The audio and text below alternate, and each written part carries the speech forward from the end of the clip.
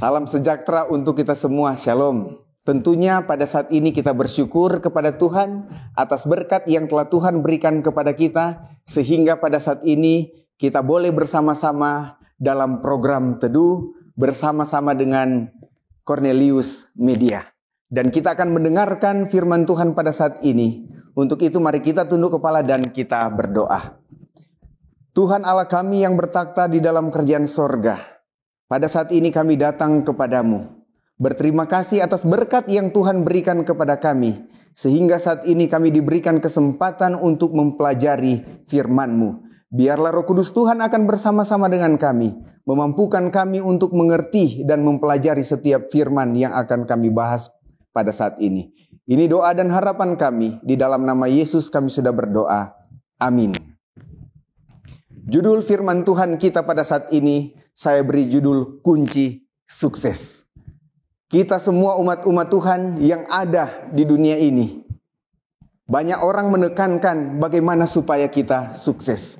Bagaimana keluarga kita supaya keluarga kita sukses. Bagaimana anak-anak kita supaya anak-anak kita sukses. Bagaimana sahabat-sahabat kita supaya mereka sukses. Dan kesuksesan ini sangat penting di dalam kehidupan kita. Sehingga ada banyak buku-buku yang ditulis tentang sukses.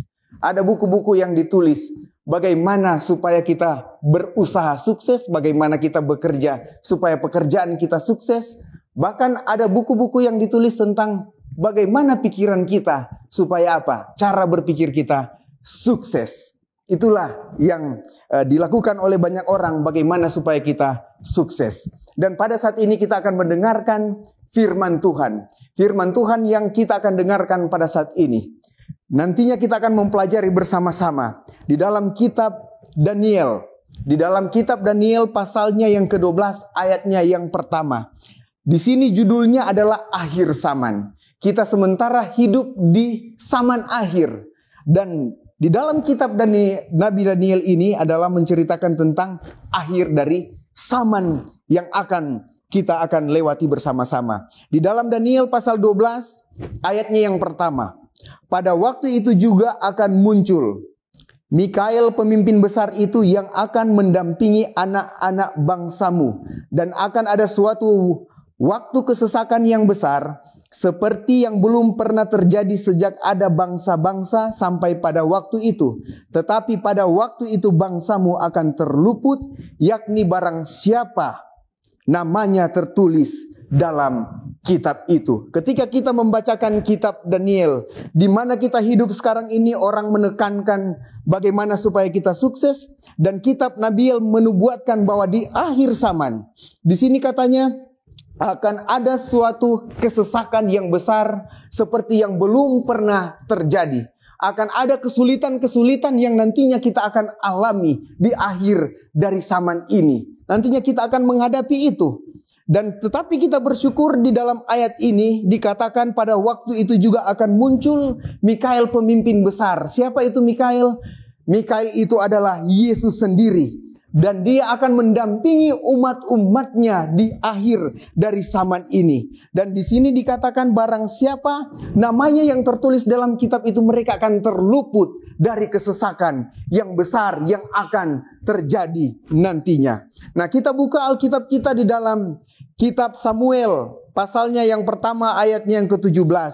Di sini dikatakan, kalau kita lihat di dalam cerita ini, perikopnya adalah Daud tiba di medan pertempuran. Kita tahu bersama-sama tentang cerita ini, tentang orang Israel dan orang Filistin. Mari kita baca di ayat yang ke-10. Pula kata orang Filistin itu, aku menantang hari ini barisan Israel. Berikanlah kepadaku seorang supaya kami berperang seorang lawan seorang.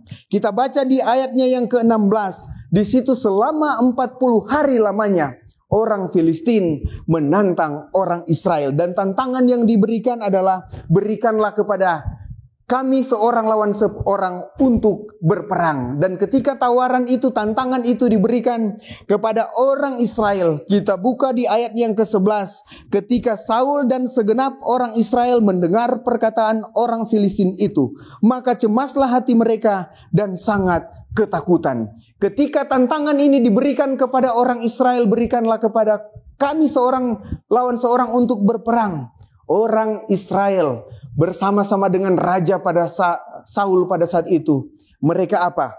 Cemas dengan sangat ketakutan. Tentunya pada saat ini kita simpulkan orang Israel dalam keadaan yang tidak bisa berbuat apa-apa. Mereka dalam keadaan terjepit. Terkadang kita juga manusia menghadapi hal yang sama. Tekanan-tekanan terjadi di dalam kehidupan kita dan kita merasa kita tidak bisa berbuat apa-apa oleh karena permasalahan-permasalahan yang terjadi. Kita merasa takut, kita merasa cemas, itulah yang terjadi di dalam setiap kehidupan kita. Tetapi kita bersyukur pada saat ini kita akan mempelajari firman Tuhan tentang kunci sukses beberapa poin yang boleh memberikan nasihat-nasihat kepada kita untuk sukses di dalam setiap kehidupan kita. Mari kita buka di ayatnya yang ke-17. Di ayat yang ke-17 Isai berkata kepada Daud anaknya, ambillah untuk kakak-kakakmu berit gandum ini, sefa dan roti yang 10. Ini bawalah cepat-cepat ke perkemahan kepada kakak-kakakmu. Dan di ayat yang ke-18 di sini dikatakan, tengoklah apakah kakak-kakakmu selamat dan bawalah pulang suatu tanda dari mereka. Jadi Isai memerintahkan Daud untuk pergi ke medan pertempuran untuk membawa makanan kepada kakak-kakaknya. Dan ada pesan di sana yang dikatakan oleh Isai kepada Daud, tengoklah apakah kakak-kakakmu selamat. Dan di ayat yang ke-20 kita buka Alkitab kita. Lalu Daud bangun pagi-pagi, ditinggalkannya lah kambing dombanya pada seorang penjaga, lalu mengangkut muatan dan pergi seperti yang diperintahkan Isai kepadanya. Saudara-saudara yang dikasihi oleh Tuhan, kalau kita mau berhasil di dalam setiap kehidupan kita, kita mau sukses, kita dapati poin pertama di sini adalah kita harus menjadi seorang yang penurut. Itu yang pertama. Kalau kita mau berhasil di dalam kehidupan kita, kita harus menjadi seorang penurut. Ketika Isai memerintahkan Daud untuk pergi ke medan pertempuran, apa yang Daud lakukan? Dia bangun pagi-pagi, ditinggalkannya lah kambing domba kepada seorang penjaga. Lalu di sini dikatakan dia pergi seperti yang diperintahkan orang tuanya kepadanya. Sangat penting di dalam kehidupan kita kalau kita mau sukses. Kita harus menjadi seorang penurut. Dia bangun pagi-pagi, dia pergi persis yang diperintahkan Isai kepadanya. Dan kalau kita baca di ayatnya selanjutnya, di ayat yang ke-22. Sampai di medan pertempuran berlari-larilah Daud ke tempat barisan. Sampai di sana bertanyalah ia kepada kakak-kakaknya, apakah mereka selamat. Dia melakukan ini dengan segenap hatinya. Dia melakukan ini dengan segenap hatinya. Ketika orang tuanya memerintahkan dia pergi ke medan pertempuran, dia bangun pagi-pagi, dia pergi seperti yang diperintahkan Isai. Bukan hanya itu, sampai di medan pertempuran ia berlari-lari. Dia lari dan dia pergi cek apakah dia punya kakak-kakaknya selamat. Ini tanggung jawab yang dipercayakan Isai kepadanya. Sehingga kita tahu bersama-sama dia lakukan itu dengan baik. Di dalam pekerjaan kita, di dalam keluarga kita, anak-anak kita. Kalau kita ajarkan itu penurutan di dalam keluarga kita, kita praktekkan di dalam pekerjaan kita, di dalam rumah tangga anak-anak kita, kita ajarkan mereka menjadi seorang penurut. Saya yakin dan percaya nantinya mereka akan berhasil di kemudian hari. Kalau menjadi seorang penurut, pasti kita akan berhasil. Dan kita melakukan semua tanggung jawab mungkin yang dikatakan oleh pimpinan, atasan-atasan kita di dalam pekerjaan kita. Kita lakukan itu dengan segenap hati. Jangan kita melakukan dengan segenap hati sakit. Paksaan. Kita pergi tapi karena sakit hati, karena harus bekerja, harus buat seperti itu, kita lakukan tidak sesuai dengan apa yang dikatakan. Kalau kita lakukan itu dengan segenap hati, maka kita akan berhasil di dalam kehidupan kita. Kita lanjut dalam poin yang kedua. Kita buka Alkitab kita yang terdapat di ayat yang ke-28. Ketika Eliab, kakaknya yang tertua, mendengar perkataan Daud kepada orang Filistin itu, bangkitlah amarah Eliab kepada Daud sambil berkata, mengapa engkau datang? Dan pada siapa kau tinggalkan kambing domba yang 2-3 ekor itu di padang gurun? Aku kenal sifat pemberanimu dan kejahatan hatimu. Engkau datang kemari dengan maksud melihat pertempuran. Nah, kita lihat di sini bahwa Eliab, bangkitlah amarah Eliab kepada Daud. Dan Eliab mengatakan kepada Daud, aku kenal sifat pemberanimu dan kejahatan hatimu. Sekarang kita akan lihat apakah betul-betul Daud ini memiliki keberanian di dalam kehidupannya. Saya di rumah memiliki 1 orang kakak laki-laki, 1 orang kakak perempuan, dan 2 orang adik perempuan. Kami hidup bersama-sama, jadi saya banyak tahu tentang kehidupan dari kakak saja. Apa yang dia mau lakukan, kebanyakan saya tahu. Begitu juga saya. Kakak saya tahu, karena kami hidup bersama-sama. Dan saat ini, Eliab kakaknya katakan bahwa Daud adalah seorang pemberani. Karena Eliab menyaksikan sendiri, walaupun hanya 2-3 ekor dikatakan di sini, kambing gembala yang digembalakan oleh Daud, tetapi dia melakukan itu, dia menjaga itu kawan itu dengan sebaik-baik mungkin. Jadi poin yang kedua kita dapatkan pada saat ini, kita perlu menjadi seorang pemberani. Kalau kita menjadi seorang pemberani seperti ini, saudara-saudara, kalau di dalam pekerjaan yang dipercayakan kepada kita, kalau salah, katakan itu salah. Kalau benar, katakan itu benar. Tapi menjadi seorang pemberani bukan seperti apa? Seorang yang dikatakan adalah seorang yang popo. Kalau popo itu dia tidak pikir panjang. Tetapi kita harus pikir panjang. Menjadi seorang pemberani, maka kita akan sukses di dalam setiap kehidupan kita. Itu poin yang kedua. Dan kita lanjut. Dan Eliab mengatakan di sini, aku kenal sifat pemberanimu dan kejahatan hatimu. Sekarang dia bilang begini, pada saat Daud berada di medan pertempuran bersama-sama dengan orang Israel yang pergi berperang pada saat itu, Eliab bilang begini, aku kenal sifat pemberanimu. Itu betul, dia adalah seorang pemberani. Dan di sini dia bilang, dan kejahatan hatimu. Dia katakan seperti itu, kejahatan hatimu. Bayangkan saudara-saudara sementara berada di medan pertempuran, banyak orang di situ, dan Eliab bilang begini, engkau memiliki kejahatan hati. Dia katakan seperti itu. Mari kita lihat ayat yang dikatakan di sini. Waktu Eliab kakaknya bilang dia ada memiliki kejahatan hati.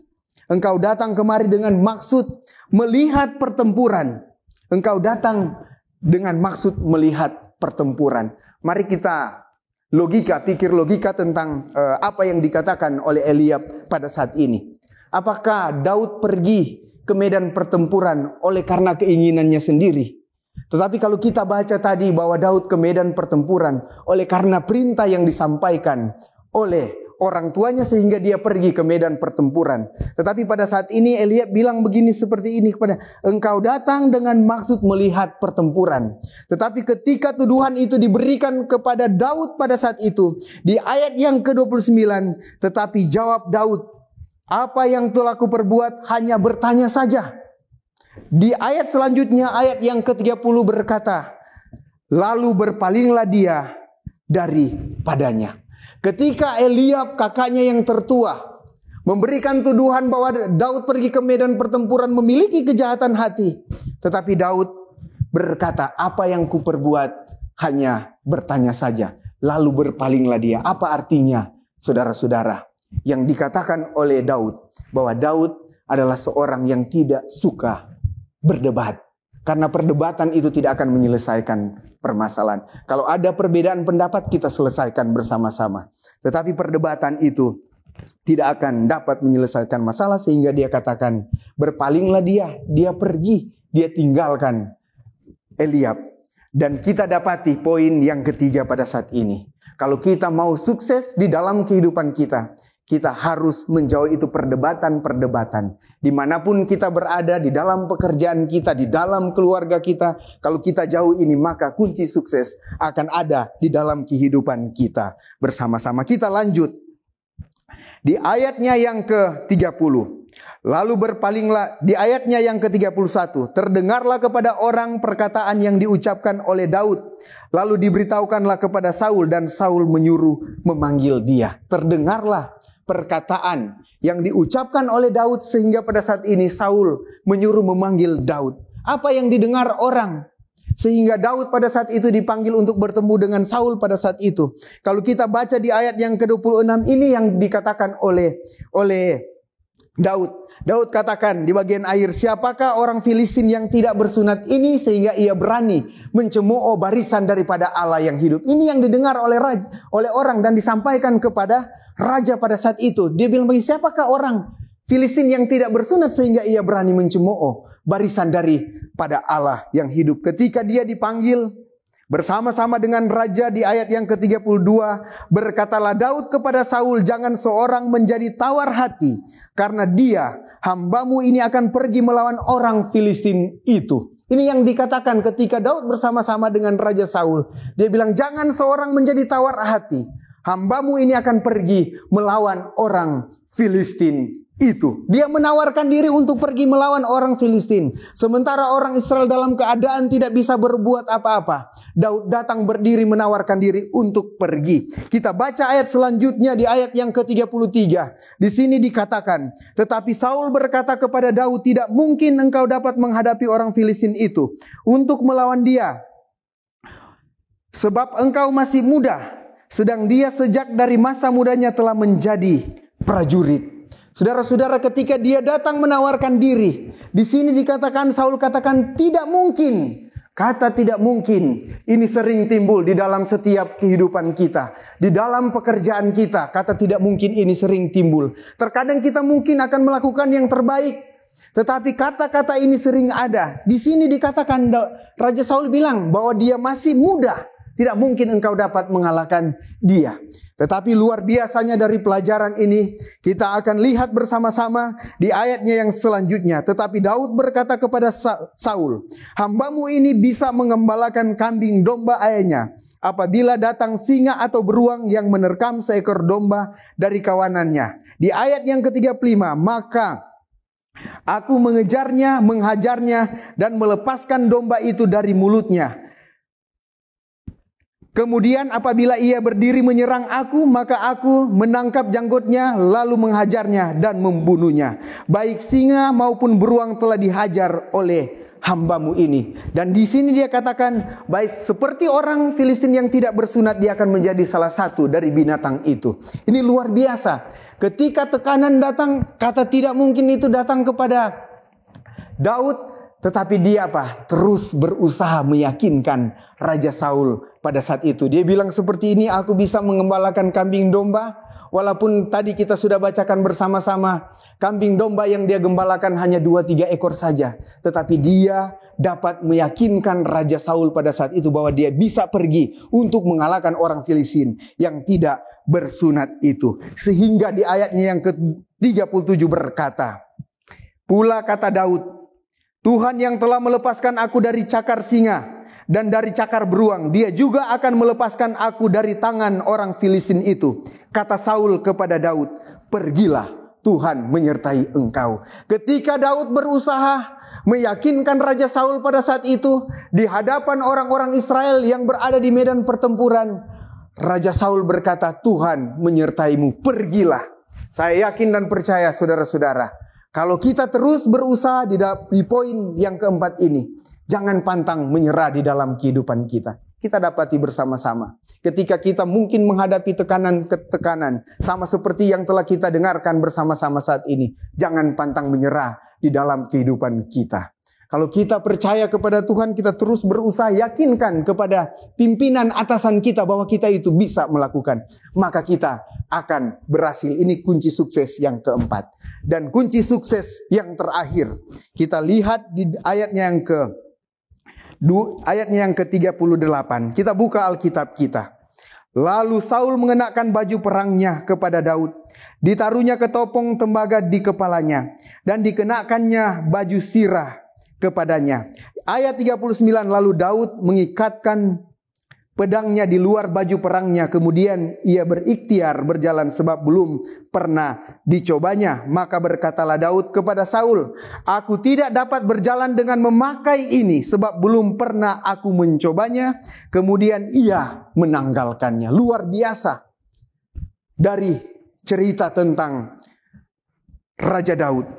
Pada saat Raja Saul mengatakan pergilah Tuhan menyertaimu, Raja Saul memberikan kepadanya baju perang, ketopong, baju sirah yang dipakai itu adalah Ini baju sirah yang dipakai pada saat itu adalah terbuat dari baja. Bahkan ketopong kalau ada senjata-senjata yang datang akan memberikan keamanan kepada orang yang memakai ini, dan pedang. 3 alat yang diberikan oleh Raja Saul kepada Daud. Tetapi di dalam cerita ini dia menanggalkannya. Apa artinya menanggalkan? Dia melepaskannya.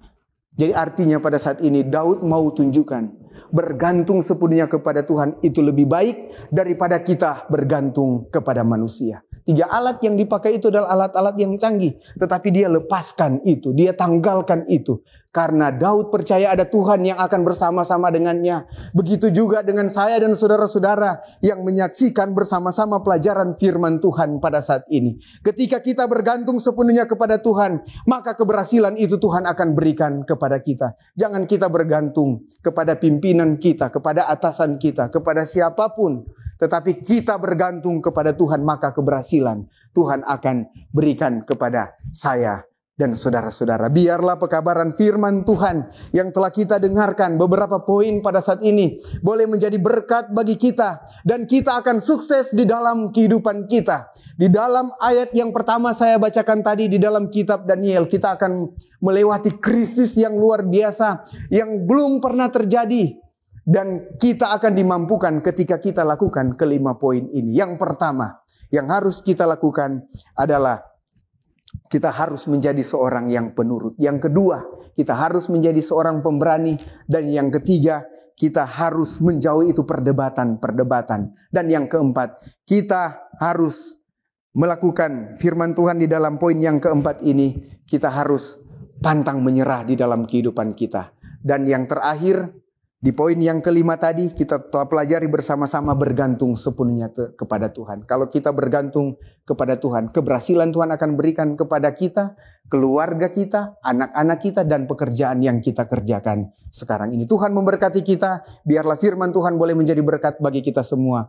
Di dalam nama Yesus, amin. Dan kita akan berdoa bersama-sama. Mari kita tunduk kepala dan kita berdoa. Tuhan Allah kami yang bertakhta di dalam kerajaan sorga, puji dan syukur kami sampaikan kepadamu Tuhan. Oleh karena kami tahu bahwa Tuhan tidak pernah meninggalkan kami. Dan Tuhan selalu bersama-sama dengan kami di dalam setiap kehidupan kami. Terima kasih banyak Tuhan, kami telah mendengarkan sabda firman-Mu. Boleh memberikan nasihat-nasihat kepada kami ketika kami menghadapi situasi-situasi yang sulit di dalam kehidupan kami.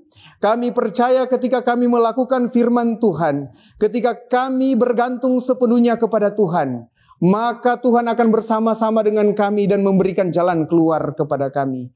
Dan biarlah kami semua boleh diberkati di dalam setiap kehidupan keluarga kami dimanapun kami berada. Terima kasih banyak oleh karena Tuhan telah bersama-sama dengan ibadah kami pada saat ini. Di dalam nama Tuhan Yesus kami sudah berdoa dan mengucap syukur. Amin.